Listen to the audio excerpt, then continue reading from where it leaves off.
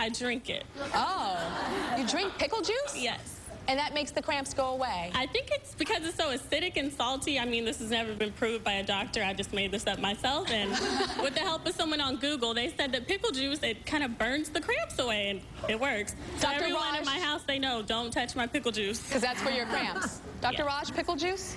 You know, a lot of people do use pickle juice, actually. Are you serious? Yeah, you're not the only one. And it probably does have to do, just as you said, with the salt or the acetic acid, which is vinegar content in it.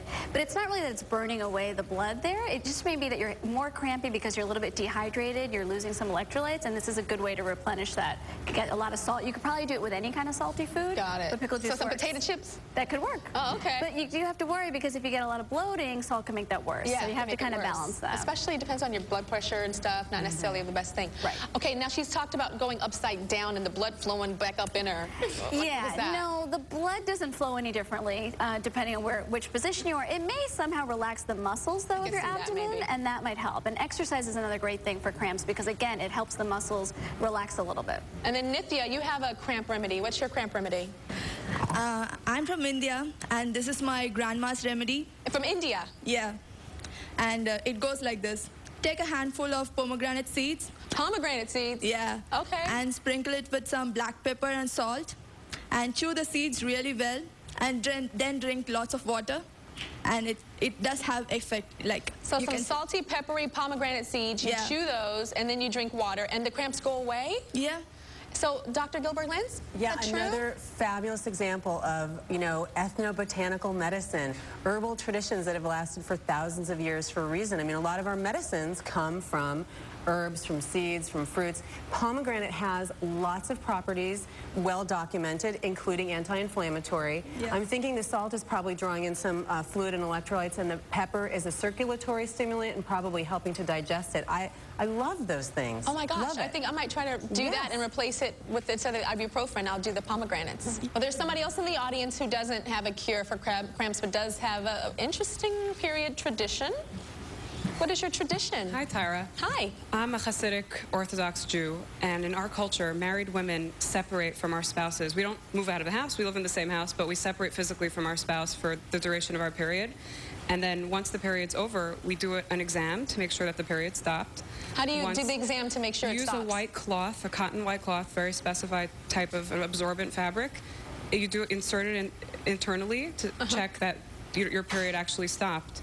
And you kind of get rid of the residual bleeding that way, and then you start counting what are called the 7 white days, where you wear white undergarments, and then for 7 days you do an exam as well, just to make sure that there's no bleeding.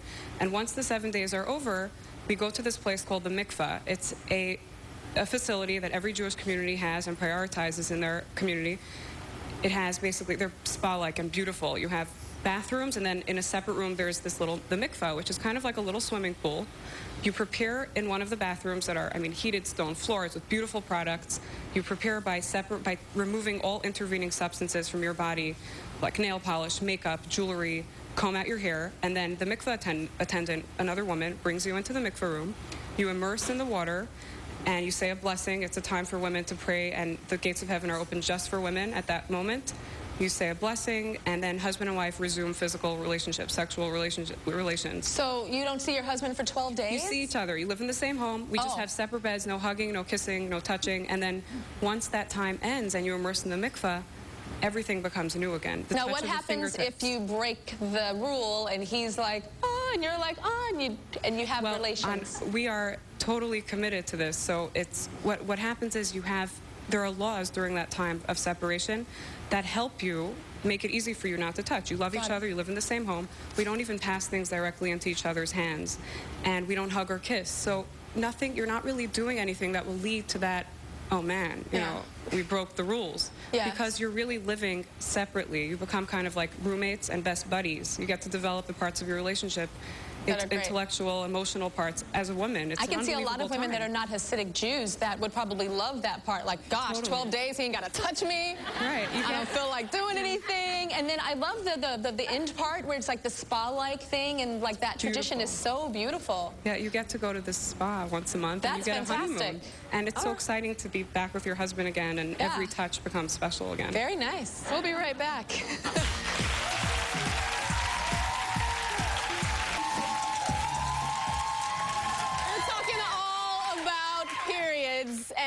we're going to talk about something that I know everybody has. They're big, they're ugly, they're raggedy, they look like our grannies. I'm talking about period panties. Everybody has period panties. I have period panties. How many of you guys, when you have your period, even when you like get a little stain on your period panties, you put it in the sink, you soak it up at night, put a little Woolite, right? You do that, and you make sure you turn the crotch kind of over, so if somebody walked through the bathroom, they're not going to see like the stain on the period panty. Am I saying too much information? I don't know. Everybody, show me your period panties. I had everybody bring period panties today. Show them. Let me see your period panties. Got the period panties. I feel like we should let them go. I feel like we should let them go because our guys and our loved ones, they complain that they're so ugly. I've seen some that are kind of like shaped like a square. She got some white ones shaped like a square over there. I see some striped ones. I see some big ones. I see some stained ones. Yuck. We have a period panty pit on the stage, and I think we should get rid of them because I now believe that your period panties should still look hot. No excuse for some ugly period panties. So, Julie, you have a period panty story for us. Tell us your period panty story. Really embarrassing, but I woke up one morning, I had my period, my underwear was completely ruined, so I had to throw them out.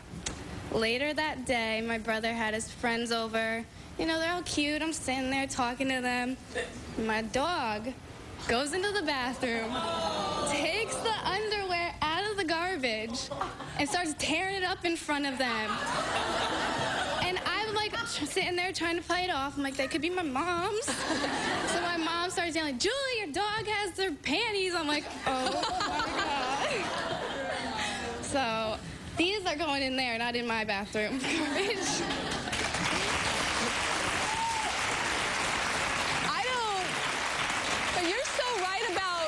You're so right about dogs. I don't know why dogs love panties, period. Like, they'll go into, like, the laundry and get the panties, and then a period panty, they're like, they love them so much. I don't understand that. When we come back, all the audience is going to throw away their period panties. We're also going to check in with Cherie, the girl that is attempting to use a tampon for the first time. We'll be right back. So Cherie is back with me, and Cherie was trying a tampon for the very first time today. I know first with the cardboard, that was a little much, I think, for the first time. So then we got you the plastic applicator. How'd it go? It didn't work, Tyra. I even tried to put the lubricant on the outside of the cardboard and like the other one, but it just wouldn't go in. I was freaking out. I was even sweating when I was behind the board on TV. I was just like, oh my God. But when I got back there, it still wasn't working. So yeah, because we took you to a bathroom too. Still wasn't working. It wasn't working. I think you should continue to try and just relax and, you know, and take your time with it. I'm going to keep trying. I may have to go through like a few boxes. Yeah. I'm telling you, remember I said the story about when I was young and my friends were talking me through it? It didn't work for me the first time either. Yeah. It really didn't. I was shaking. Yeah. Take your time and just relax, have some tea, and it'll work. I'm gonna try. We're gonna try. Okay, now before we go, I want to show you guys these new panties. Do you see these panties here? These are new panties, and these are like amazing period panties because they have an anti-leak coating in the center and the back. So, yeah. So, even if you have a period accident, as my mama would say, it's not going to ruin your clothes. Okay, so right now I want everybody to throw away their nasty old grandma stained, ugly ass period panties right now in our period pit. Go on over, throw them away. Throw them away.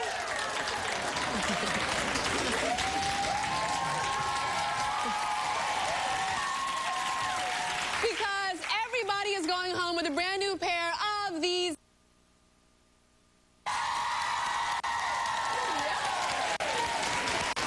And Cherie, these are yours. So you can have my pair, okay? Thank you. Now, are you guys looking for more answers about your time of the month, odd flow, your period? Go to TyraShow.com and you can check out everything that you ever wanted to know about using tampons. And it's also a young girl's guide to her very first period. So all your mamas out there that are a little nervous, take her to TyraShow.com and you can take her through the steps of her first period. And we'll see you later.